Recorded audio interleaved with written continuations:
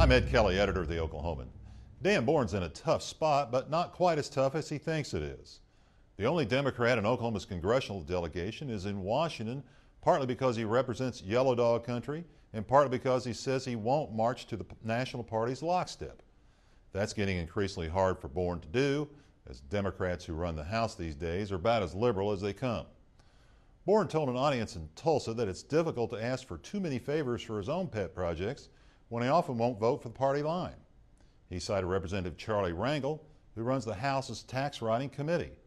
Rangel's district in Harlan doesn't have much in common with Boren's district in Little Dixie.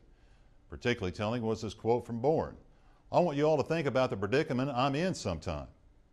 No doubt it's true that Boren faces pressure to vote for bills, particularly those that would raise taxes and punish energy and thus devastate Oklahoma. On the other hand, I don't think his plight is as much of a tightrope as he portrays. The more the House of Representatives, and the White House for that matter, stays way left of center, the better it makes Boren look. For example, he can tell audiences in Oklahoma that the so-called cap-and-trade energy bill is really the worst piece of legislation I've seen since I've been there.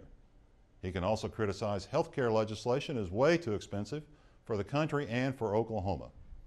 So when he differentiates himself from the National Democratic Party, the folks back home believe him to be an independent, a maverick willing to buck his party.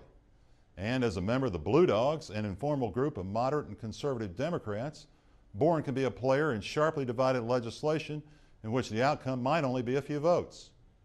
Right now, his job might be the most difficult of the Oklahomans in Congress, simply because he's a member of the party in power. But difficult doesn't necessarily mean bad for Dan Boren, whose political star remains fairly bright these days.